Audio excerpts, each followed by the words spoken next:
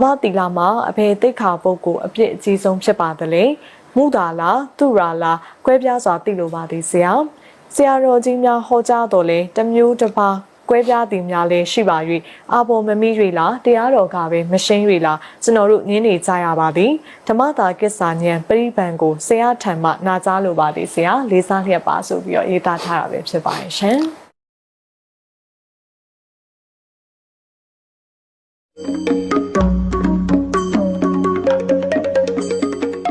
်ပိုင်ရှင်ကျော်သိန်းဆွေကနေပြီးတော့မြင်မြန်ထားတာပဲဖြစ်ပါတယ်။သူမေးထားတာကတော့ငါးပါးတီလာမှာအဖေတိတ်ခါပုတ်ကိုအပြစ်အကြီးဆုံးဖြစ်ပါတယ်လေ။မူတာလားသူရာလားကွဲပြားစွာသိလိုပါသည်ဆရာတော်ကြီးများဟောကြားတော်လဲတမျိုးတစ်ပါးကွဲပြားသည်များလည်းရှိပါ၍အာဘော်မမိ၍လားတရားတော်ကပဲမရှင်း၍လားကျွန်တော်တို့ညင်းနေကြရပါသည်ဓမ္မတာကိစ္စဉာဏ်ပရိပန်ကိုဆရာထံမှနာကြားလိုပါသည်ဆရာလေးစားလျက်ပါဆိုပြီးတော့ရေးသားထားတာပဲဖြစ်ပါရဲ့ရှင်တရားတော်ကတော့ရှင်းတာပေါ့နော်ရှင်းလေးပါဒါပေမဲ့ဟောကြားသူပုဂ္ဂိုလ်နဲ့နာကြားသူပုဂ္ဂိုလ်မှာအာဘော်မမိရင်တော့မသိဘူးပေါ့အာဘော်ဆိုတာဟောသူပြောသူရေးသူမေးသူအားလုံးရဲ့နှလုံးသွင်းဆိုလို့ရင်းအာဘော်လို့ခေါ်တယ်အဲ့ဒါမိဖို့တော့လိုတာပေါ့အလုံးနှစ်ဖက်တောင်းရှိတာပေါ့တရားတော်မှာရှင်းတယ်ဆိုတာကငါးပါးသီလမှာအပြည့်ကြီးဆုံးပဲရလဲလို့ဆိုတာကျွန်တော်ဒါရေပုံရအစလေးကျွန်တော်ပြောပြမယ်သူရာမေရာယကိုအပြည့်ကြီးချောင်းပြောတာကိုခௌတကပါဌအထာဂရမှာဖော်ပြတယ်ခௌတကပါဌအထာဂရဒါတရားဟောတဲ့ပုဂ္ဂိုလ်တွေအထက်ကိုပြောဖို့လိုတယ်နောက်တစ်ခါမုဒ္ဒဝါဒအပြစ်ကြီးချောင်းကိုတော့ဣတိဝုဒ္ဒကပါဠိတော်မှာဖော်ပြထားတယ်ဒါအစောဆုံးကျွန်တော်ကြိုတင်လေးပြောပြထားတာပေါ့နော်ဒါပြင်ကျွန်တော်တို့ဆက်ကြည့်ကြသူရာမေရယအပြစ်ကြီးချောင်းကိုဘယ်လိုပြောသလဲလို့ဆိုတော့သူရာမေရယကျူးလွန်တဲ့ပုဂ္ဂိုလ်ပေါ့အဲ့ဒီသိက္ခာပုဒ်ကျူးလွန်တဲ့ပုဂ္ဂိုလ်ကသေသောအပေကြရည်ငယ်တိစ္ဆန်ပြစ်ကြအပေကြတယ်ကြပြီးတော့အကုသိုလ်ကုန်ပြီးတော့ပြန်လွတ်လာတယ်ပေါ့ပြန်တက်လာတယ်ကောင်းမှုကုသိုလ်ကံရှိနေပြန်တက်လာတယ်ပေါ့ပြန်တက်လာရင်သူကလူဖြစ်မယ်ပေါ့အပေကနေတက်တော့လူဖြစ်မယ်ဆိုရင်လူဖြစ်ရင်လူယူနတ်ဖြစ်ရင်နတ်ယူအဲ့လိုအယူတွေဖြစ်တယ်အဲ့ဒါသူရဲ့ပဝတ္တိအကျိုးဟိုကပရိစ္ဆန်နေအကျိုးအပေကိုကြားတယ်ပရိစ္ဆန်နေအကျိုးအာကုသလဝိဘက်ကုံလို့တက်လာလို့ရှိရင်လူဖြစ်လူယူနတ်ဖြစ်နတ်ယူဒါဟိုကပြောတယ်ပါဠိနဲ့ပြောမယ်ဆိုရင်တော့သုဒ္ဓပါဏခောဘိက္ခွေအာတိဝိတံနိတိဝိတံနိယတသံဝတ္တနိကံပိဋိဝိတယသံဝတ္တနိကံတိဋ္ဌဆန္ဒရောဂိသံယောသံဝတ္တနိကံဖြစ်တယ်ပေါ့ဗျာအပေအဲ့ဒီကနေဖြစ်ပြီးတော့မှပြန်တက်လာရင်သူရဲ့အပေါ်ဆုံးအဖြစ်ယောသတပ္ပလဟုကောသုဒ္ဓပါဏတဝိပါကောသောဩမတကသံဝတ္တနိကောယူတယ်အယူစိတ်ဖောက်ပြန်အဲ့တော့သူ့ကိုပြန်ပြီးတော့ကောက်မယ်လို့ဆိုရင်ဆိုပါစို့ဗျာသူနဲ့ရှင်တဲ့၅ပါးသီလမှာကျန်တဲ့၄ပါးရှိပါဏာတိပါဒကျွလွန်တဲ့လူကသိရင်ပယ်ကြတယ်အကုသိုလ်ကုံလို့ပြန်တက်ရင်ယောဂများတယ်အသက်တူတယ် something ပေါ့နော်ဒါအတ္တိဏဒါနာခိုးတယ်အပယ်ကြတယ်ပြန်တက်ရင်သူဥစ္စာပစ္စည်းမွဲတယ်ရှားပါတယ်စရှိသည်ပြင်ပေါ့နော်အခိုးခံရတယ်ပေါ့ကာမေတုမိစ္ဆာစာရာအပယ်ကြတယ်ပြန်တက်လာရင်ပါလူမုံများတယ်နော်အဆွဆွဲခံအစရှိသည်ပြင်မုဒ္ဒဝါဒအပယ်ကြတယ်ပြန်တက်လာရင်အပေါ်ဆုံးဖြစ်ကစကားမပြီးသွားမညီဘူးလူတွေမယုံကြည်ဘူးပေါ့နော်ဆုံးဘာညာပေါ့ဒါပေမဲ့အဲ့ဒီ၄ပါးတုံးကကျန်သောကျွန်းသော၄ပါးတုံးဟာသူရမေတ္တာယသိက္ခာပုကျူးလွန်သူလို့စိတ်ဖောက်ပြန်ပြီးယူသွတ်သွားတာတရားမှ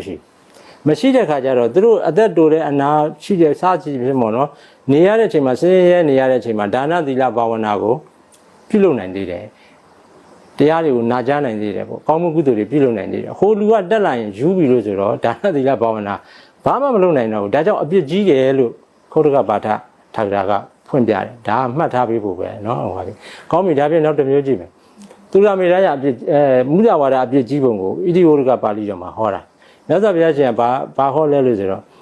မှန်စွာပြောကြဝစီသစ္စာစကားကိုတဲ့ဖောက်ပြန်မှားယွင်းပြီးတော့ကျူးလွန်တဲ့တတ္တဝါအတွက်အခြားတစ်ပါးသောမကောင်းမှုအကုသိုလ်ဒုစရိုက်ကို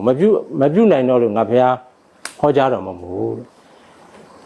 ့တပါးသောအရာကဘာလဲလို့ဆိုတော့ခုနပြောတဲ့ဟိုပါပေါ့မုဒ္ဒဝါဒလိမ်လည်ပြောကြတဲ့အကုသိုလ်တရားပဲဆိုတော့မြန်မာလူဒါကိုချောချောမွေ့မွေ့ပြန်မယ်ဆိုရင်တော့မုဒ္ဒဝါဒကျူးလွန်တဲ့ပုဂ္ဂိုလ်တူကကျန်တဲ့အရာဝတ္ထုတွေပေါ့ပါဏာတိအတ္တိဏကမပြုရတဲ့အရာတစ်ခုမှမရှိတော့ဘူးသူကလှုပ်ပြီးမလှုပ်ဘူးလို့ပြောရဲလဲဆိုတော့လိမ်လည်တဲ့ပုဂ္ဂိုလ်ဆိုတော့အပြစ်ကြီးတယ်ပေါ့နော်အဲဒါကြောင့်သူအပြစ်ကြီးဆုံးဟာလို့ပြောတယ်မြတ်စွာဘုရားရှင်ဒါကိုတခါထပ်ဆက်ပြီးသိရမှာအခုမိစ္ဆာဒိဋ္ဌိတွေရှိတယ်ဒိဋ္ဌိတွေပေါ့အဲ့ဒီမိစ္ဆာဒိဋ္ဌိတွေကသူတို့ရဲ့အယူဝါဒကိုဖော်ပြတဲ့အခါမှာစီးယုံတဲ့အခါမှာမဟုတ်မမှန်တဲ့စကားပေါ့နော်မှားယွင်းတဲ့စကားပေါ့ဒီဘက်ကသစ္စာဝါစာဆိုတဲ့စကားကိုဖောက်ပြန်ပြီးတော့မဟုတ်မမှန်ချွတ်ရင်းနဲ့မှားယွင်းတဲ့စကားတွေနဲ့လိမ်လည်ပြီးပြောကြတယ်ဟိုဒီနှယုံအောင်ပေါ့နော်အဲ့လိုဝါဒတည်ထောင်ရတယ်နောက်ပြီးတော့အနန္တရိယကံကြီး၅ပါးရှိတယ် အပြစ်အကြီးဆုံးကံကြီးတယ်နော်အမေသားအဖေသားရဟန္တာသားအစရှိတယ်၅ခုအဲ့ဒီမှာအကြီးဆုံးအပြစ်ကတန်ခါဗေဒကကံတန်ခါကိုသိမ်းခွဲတာအဲ့ဒါကိုဒေဝရတ်ကလုပ်ခဲ့တယ်ဒေဝရတ်ဒီတန်ခါကိုသိမ်းခွဲဖို့အတွက်သူစီယုံတဲ့ခါမှာဘာနဲ့စီယုံလဲဆိုမုဇာဝါဒနဲ့စီယုံရတယ်ဘုံဝင်မှန်စကားနဲ့စီယုံရတယ်အဲ့တော့အပြစ်အကြီးဆုံးဖြစ်တဲ့တန်ခါဗေဒကကံကိုစီယုံတဲ့ခါမှာမုဇာဝါဒအပြစ်အကြီးဆုံးဖြစ်တဲ့နိယတမိစ္ဆာဒိဋ္ဌိဖြစ်တဲ့ဝါဒကိုထိချောင်းထူထောင်တာမုဇာဝါဒဒါပြင်သူအရန်အပြစ်ကြီးတယ်နောက်တစ်ခါကျွန်တော်ပြောဖို့ပါတယ်ဘုရားလုံးတွေကပါရမီဖြည့်တဲ့အခါမှာအခြားခြားသောပုထုဇဉ်ဘဝမလို့လေအခြားခြားသောဒုစရိုက်တွေဗန္ဓတိပါဒကိုပြုရင်ပြုမယ်မုဒ္ဒဝါဒနဲ့ပတ်သက်လာရင်လက်သင်ချင်းတဲ့ကဘာတစ်စိမ့်မှာတစ်ချိန်မှမကျွလွန်ခဲ့ဘူးဒါဘုရားဖြစ်ရေးအတွက်အဓိကအရေးကြီးပဲနော်သစ္စာဝါစာကိုပဲပြောတယ်ဘာမှမပြောဘူးအဲ့တော့ပြန်ကြည့်မယ်ဆိုရင်နှစ်ချုပ်မယ် conclusion ဆွဲမယ်ဆိုရင်မုဒ္ဒဝါဒကိုကျွလွန်တဲ့ပုဂ္ဂိုလ်ဟာအပြစ်ကြီးဆုံးဖြစ်တဲ့တန်ခါဗေဒကကံကို၎င်းမိစ္ဆာဒိဋ္ဌိကို၎င်းထူထောင်ရင်းမှာအရေးပါတယ်လို့အဲ့ဒါကိုရှောင်ကျင်တဲ့မုဇာဝါဒကိုရှောင်ကျင်တဲ့ကုသိုလ်ကဖျားဖြစ်ရေးအတွက်ကိုအရာရောက်တယ်အဲ့တော့သူ့အခန်းကဏ္ဍကသိပြီးတော့ကြည့်ကြတယ်အဲ့နှစ်ခုကိုကျွန်တော်နှိုင်းရှင်ပြောပြပြီးပြီအဲ့ဒီထဲမှာတစ်ခုကိုရွေးမယ်ဆိုရင်ဘယ်ဟာကအပြစ်ကြီးဆုံးလဲလို့ပြောရင်ပါဠိဓမ္မစာပေမှာစီကံရှိတယ်ပါဠိတော်နဲ့အထာဂါနဲ့ခြုံပြီးဟဲ့ဆိုရင်အထာဂါကနောက်ဆုတ်ပြရတယ်ပါဠိတော်က first ပဲပါဠိတော်လို့ပြောရင်ဘုရားဟောပဲအထာဂါဆိုတာကခုနရှင်မဗုဒ္ဓဂေါသရတို့အထာဂါဟောပြနော်အဲ့တော့အထာဂါနဲ့တီဂါနဲ့ခြုံပြီးလို့ဆိုရင်တီဂါကနောက်ဆုတ်ပြရအထာဂါကိုဦးစားပေးရဒါဆိုရင်အဖြစ်ထွက်ပြီနော်ဘယ်ဟာအရေးကြီးလဲဆိုတော့အဲ့တော့ကျွန်တော်အနေနဲ့ခုလိုပြောကြခြင်းကဒေသနာယုတ်တိကိုပြောတာပါဠိတော်အထာဂါတီဂါကိုပြောတာတဘာဝယုတ်တိနဲ့ပြောရင်တော့သူကနစ်နာခြင်းနဲ့တတ်တာခြင်းနှစ်ခုရှိတယ်နစ်နာခြင်းနဲ့ကြည့်မယ်လို့ဆိုရင်မုဒ္ဒဝါဒနဲ့သုရမေရယကျူးလွန်တဲ့ပုဂ္ဂိုလ်တွေကတနည်းအားဖြင့်ပြောရင်ဆင်ရဲ့ဘယ်ခြေထောက်နဲ့ညာခြေထောက်ပဲနော်ဆင်ကိုဘယ်ခြေထောက်နဲ့နင်းခံမလားညာခြေထောက်နဲ့နင်းခံမလားဆိုရင်တော့တစ်ချက်မှမသက်တာဘူးအဲနစ်နာတဲ့ဘက်မှာအဓိကဆင်နင်းမခံရဖို့အဓိကပဲဒါနစ်နာခြင်းကိစ္စနော်တာရကယုတ်တိ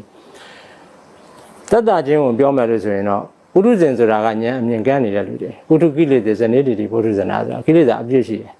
အဲ့တော့ပုထုဇဉ်ဉာဏ်မြင်ကန်းသူတို့မှာရော်ရမ်းကဘာမထင်လားဇတ်တပြင်ပုံမြင်ထောက်နေတဲ့နတ်ဝင်ကိုပုံမြောက်သိနေတဲ့အယူတွေပဲအုံမတကပဲအဲ့တော့မျက်စိနှစ်ဖက်ကန်းနေတဲ့ပုဂ္ဂိုလ်တူကိုဆွဲခေါ်တဲ့အခါမှာဘယ်လက်ကောညာလက်ကောနှစ်ဖက်စုံကင်ပြီးမဟာကရုဏာနဲ့တော့လည်းဆွဲခေါ်တာပဲတရားအဲ့ဒါကြောင့်ဒီဘက်ကသုဒ္ဓမေရယကိုလည်းပြတယ်အပြစ်ကြီးကြောင်းဒီဘက်ကအမှုဇာဝါဒကိုလည်းပြတယ်နှစ်ဖက်စုံပြပြီးတော့တတ္တရာတတ္တကြောင့်ဆွဲခေါ်တာပဲအဲ့ဒါကိုမှမကျင်တဲ့လို့တစ်ခုတည်းပဲထပ်ပြောပါစေခုနကကျွန်တော်ပြောခဲ့ပြီးပြီပါဠိတော်နဲ့ထာဂရနဲ့တွေ့ရင်ထာဂရနောက်ဆုတ်ပေးရတယ်သုဒ္ဓမေရယအပြစ်ကြီးကြောင်းပြောတာဒီခုတ်ကပါထထာဂရနောက်ဆုတ်ပေးလိုက်တော့မုဒ္ဒဝါဒကိုဘုရားရှင်ကိုယ်တိုင်ကဟောတဲ့အတွက်ဣတိဝုဒ္ဓကပါဠိတော်ကရှေ့ရောက်သွားတယ်เนาะဒါကြောင့်ပြောရင်เนาะအပြည့်အကြီးဆုံးကိုတစ်ခုတည်းအစစ်ကင်ပြပါဆိုရင်မုဒ္ဒဝါဒပဲเนาะခုနကပြောသလိုမျိုးအားလုံးအဆင်ပြေအောင်တွေးမယ်လို့ဆိုရင်เนาะနှစ်ခုစလုံးကမှတ်သားအပ်တယ်ရှောင်ရှားအပ်တဲ့အရာဖြစ်ပါ